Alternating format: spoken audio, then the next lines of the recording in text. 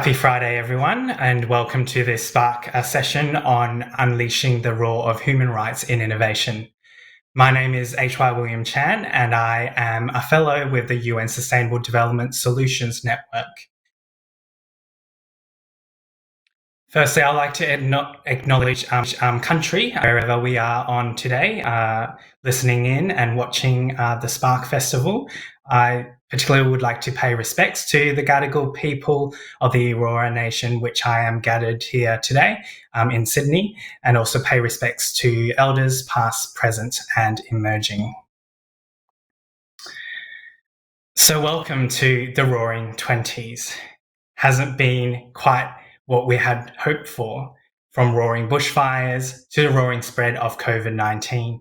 Startups have had a very powerful opportunity to really take on this opportunity to reimagine our world. One that is braver, kinder, and more sustainable.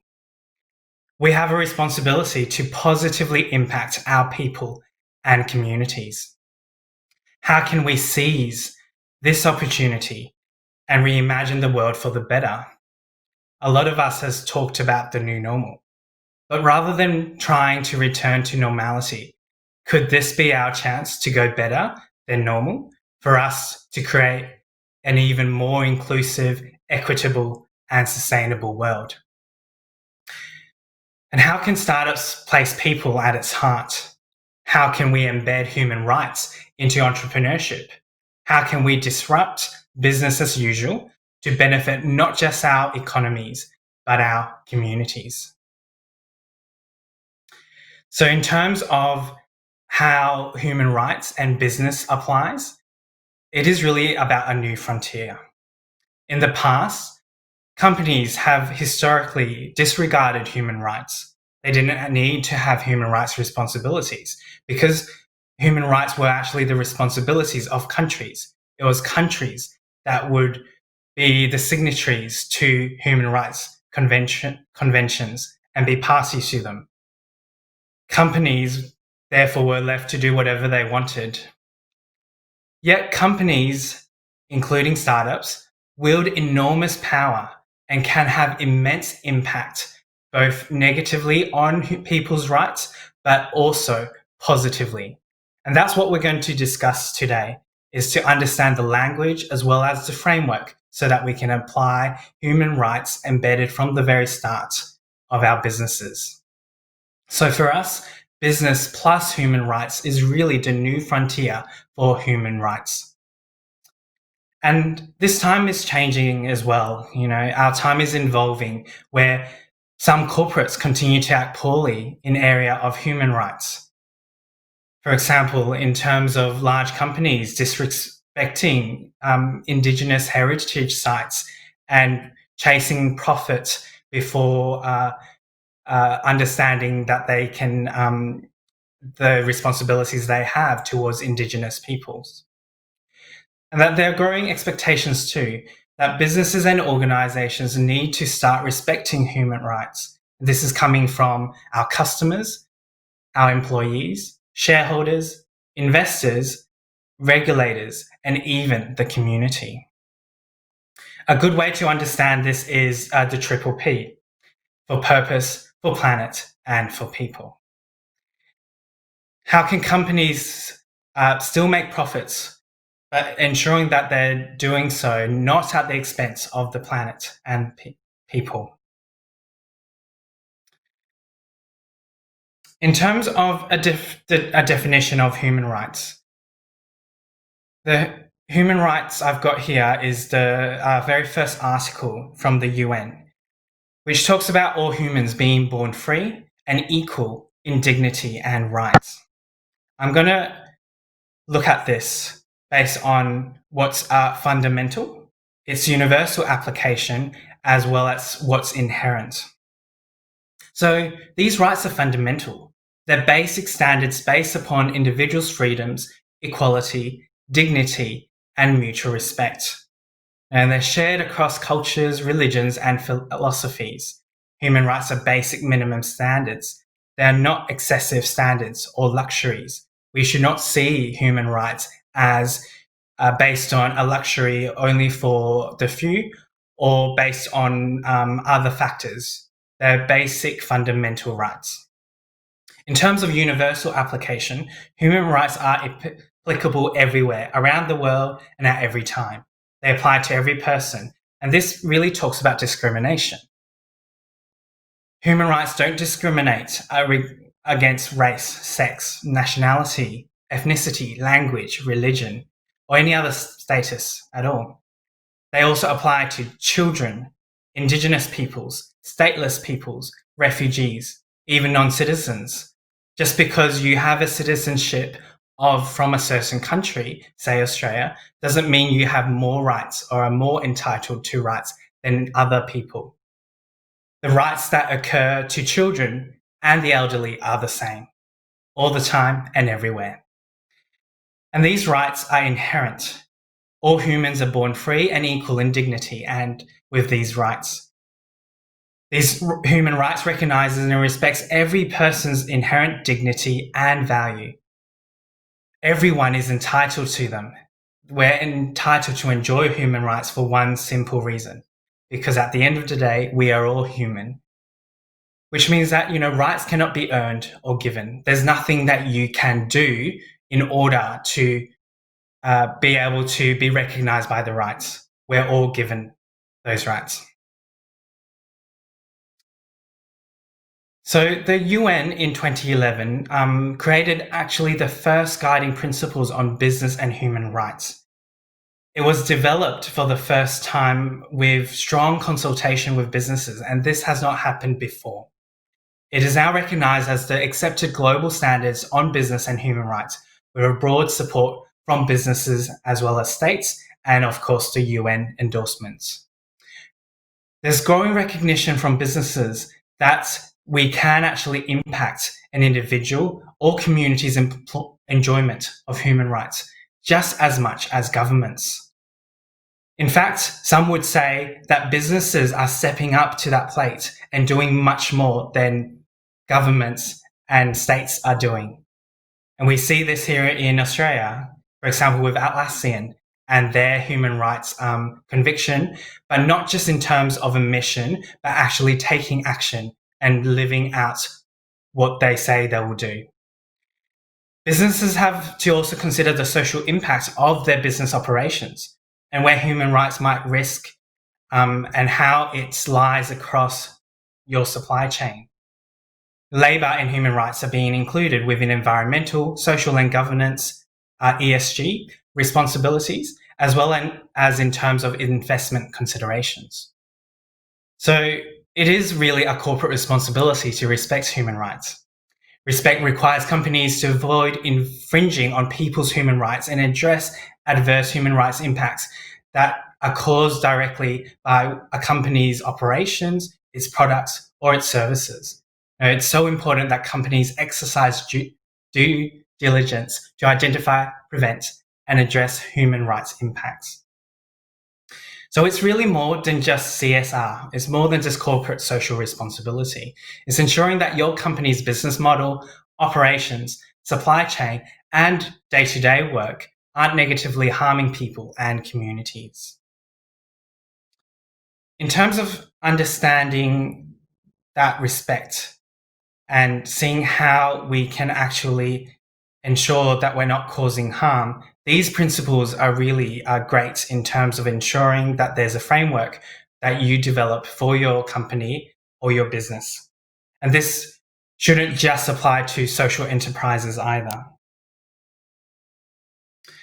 So here's a framework that is used in industry to ensure that human rights are embedded within your practices. Firstly, participation. People should be involved in decisions that affect their rights. It includes co-design. It involves them in terms of that design process so that your users are actually involved, and not just in terms of having a say, but for them to actually be decision makers too. It's important that there's accountability. That's, there's ways of monitoring how people's rights are being affected, as well as remedies when things go wrong. Accountability isn't just about your measures of success, your KPIs, but actually ensuring that when things do wrong, that there are measures in place so that you are accountable for the people. It has to be non-discriminatory and focus on equality. Now, all forms of discrimination must be prohibited, prevented, and eliminated. People who face the biggest barriers to realizing their rights should be prioritized. And it should be about empowerment. We've all understand the top-down charity model where, there's a savior complex and people are seen, human rights are seen as being able to help people. But really, human rights is about empowering people.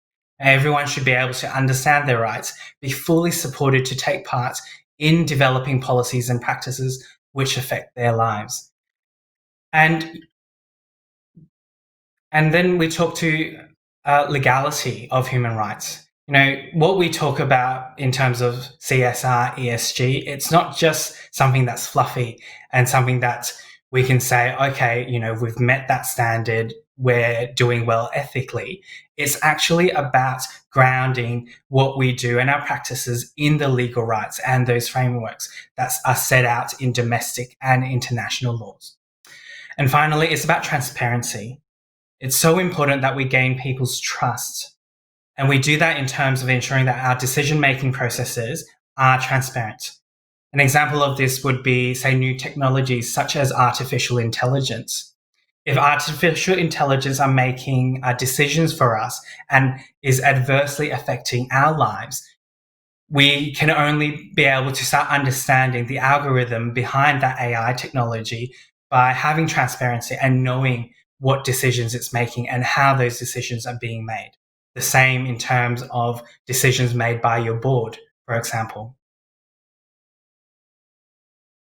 So I'm now going to move on to a case study. This case study is a project that I've been working on, and it's basically about refugee rights. Over the past few years, beginning from 2017 and 2018, I had the chance to go to Greece and basically work with the refugee community in Athens in two of their urban refugee camps. One was called Skaramangas and the other was Elionis. Working within those camps, I was able to really work with the local community, especially young people.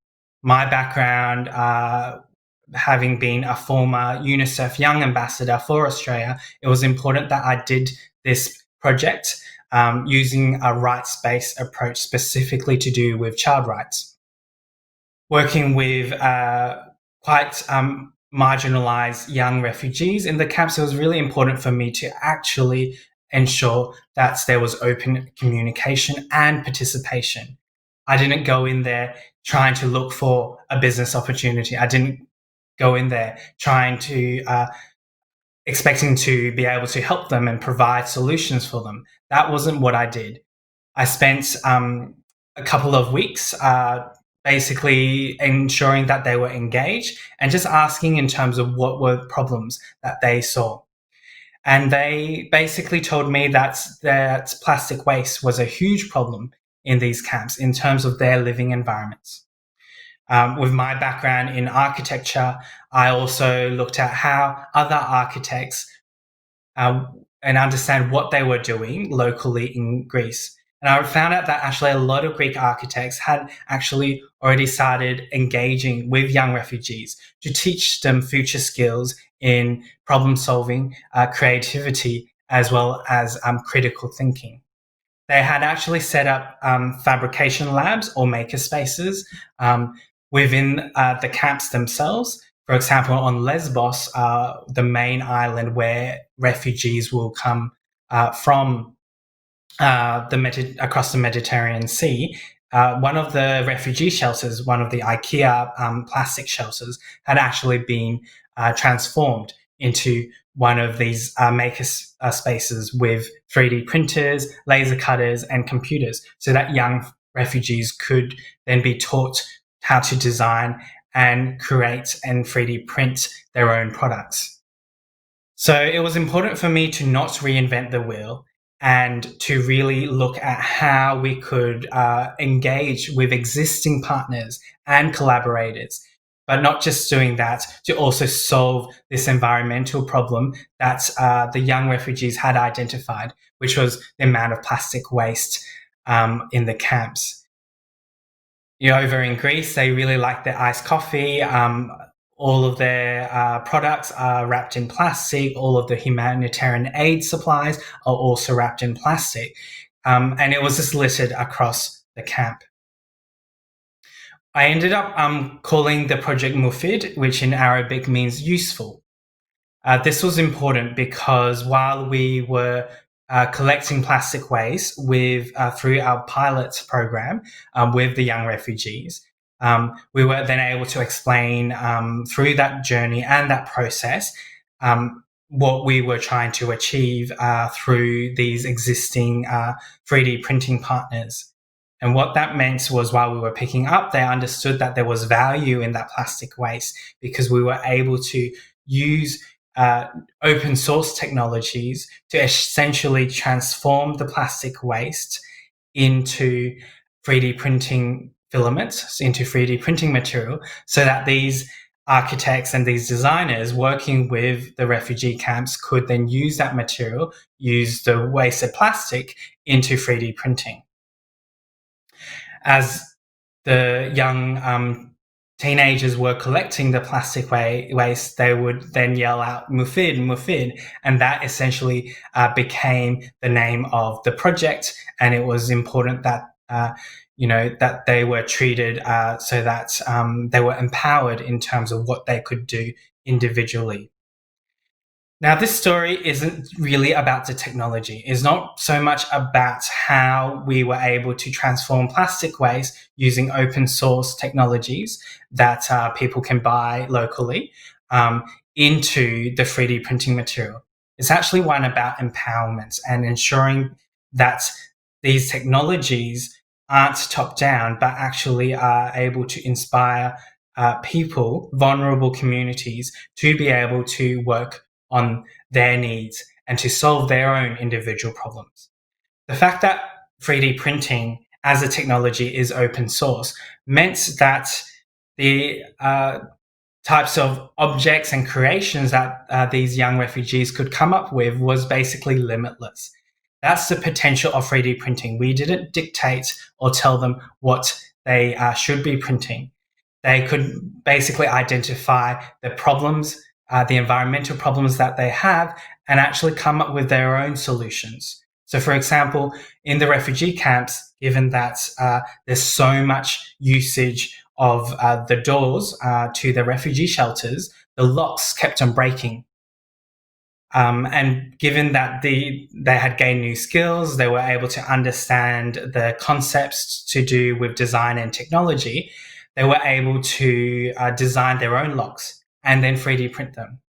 At the same time, other organizations, other architects and engineers have basically empowered these young people to also create, say, construction joints for their shelter. So these tools become really a way of ensuring that young people are solving their own problems. In any community, it's important to recognize that I don't know what's best for the people and the community. I don't know how their situation is really impacting their lives. But what I can enable is to facilitate using a human rights-based approach, in this instance, a child's rights-based approach, to ensure that these young people have the agency to have ownership over their living conditions, over their situation, and actually be able to problem solve these situations themselves. And to do it in a safe environment where they're provided with that guidance as well as that support.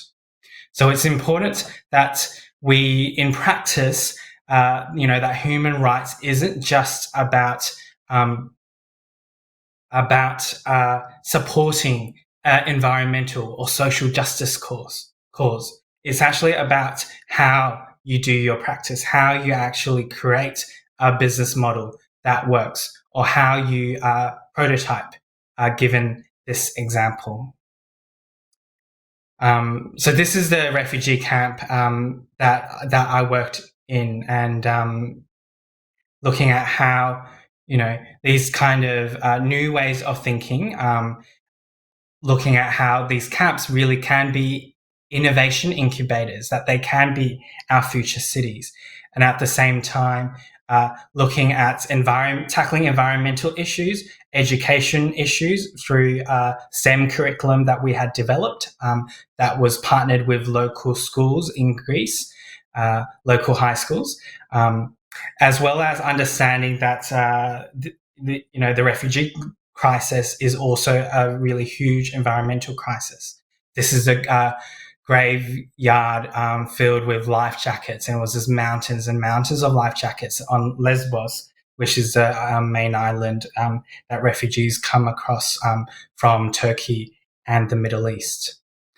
And here are some examples of the construction that had been done using 3D printing, that was done by LUTRA, which was one of the local refugee camp organizations that were headed up by designers and architects. And really, it's about that technology, not so much in terms of using technology for technology's sake in terms of the innovation, but understanding the tool that it is and its potential, and then ensuring that you're unleashing that potential. So the key takeaways is really about the power of companies and startups. There's so much immense powers that these companies have, more so than, say, governments in an Australian context. Now, I really believe that companies will be the ones who will be ensuring that our future is future-proofed. But it's also important that they respect human rights, minimize these harms against people, and adopt a human rights-based approach. And it's more than just CSR. It's more than just supporting a charity. It's more than just having sustainability and social credentials on your website. It's really about ensuring that your company's business model, its operations, its supply chains, and day-to-day work aren't negatively harming people and communities. And this is starting to gain more traction here in Australia with the introduction of the Modern Slavery Act, which was introduced in 2018. Large companies now, they have no excuse. They have to report on their processes to ensure that they have assessed not just the ethics, but the human rights elements of how they do business, and basically report that back to the Australian government. So we are in a cusp of change where we can really understand that in terms of how we move forward from this year, but also to ensure that the next generation and the generation after have a safe, sustainable, and equitable future, we can play a pivotal role towards that. And finally, it's about, that human rights approach to innovation and startup. It's about working with your communities. It's about seeing how we can create agency, how we can empower the people along the processes and ensure that their needs are being met and we're not doing any harm. So thank you very much for listening in today. I'll just now quickly jump on to the Q&A and answer any questions. Feel free to pop in questions on the live stream Q&A chat. So I've got one here from Kim asking how important it is to have a mission statement on a company website that states which SDGs you're working towards.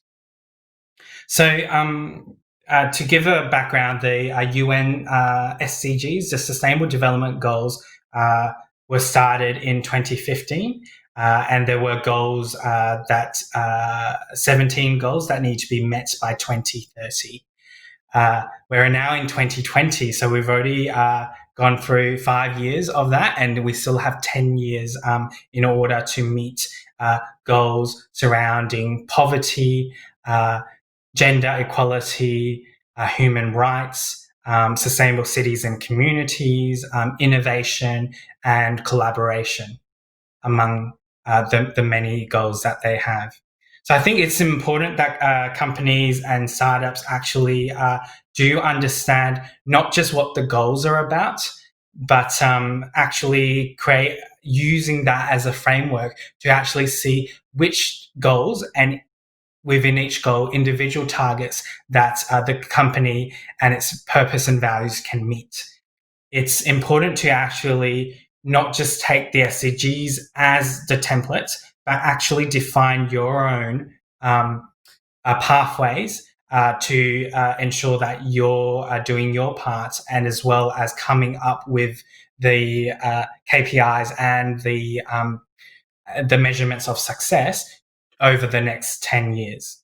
And obviously, there are large companies who have already used the SDGs as the main framework, but being able to understand any of your deliverables, your production, your reports, your products, your services, and actually clearly defining which SDGs they are meeting and addressing. Unfortunately, because of this year, with the climate emergency as well as the global coronavirus pandemic, we have gone backwards in terms of that traction and the results that we're already gaining towards 2030. So I think it's more than important now to ensure that we actually have that strategy in place. The other thing is, so I would say, actually putting that mission statement on your website is important, but beyond just putting it there and saying, the SCGs are here and this is what we're doing, use it to showcase your work. A lot of this is really also about sharing your work, So share on your website your products, your innovations that are addressing and tackling SDGs. Put the SDG logo and describe how you are meeting those targets. Because by doing so, you're actually letting other people know more about these goals, and being able to then also at the same time showcase your innovation and your work to a wider audience. It doesn't have to be either or in terms of ensuring you have a sustainable business model that is bringing in revenue and trying to meet these goals. And in fact, in terms of understanding the millennial generation as well as Generation Z, it's potentially even more important to start looking at how you can be more sustainable and ethical towards that market. Well, I'm going to leave it there. Thank you so much, everyone, for listening. My name is H.Y. William Chan from the UN Sustainable Development Solutions Network, and it was great having you here today.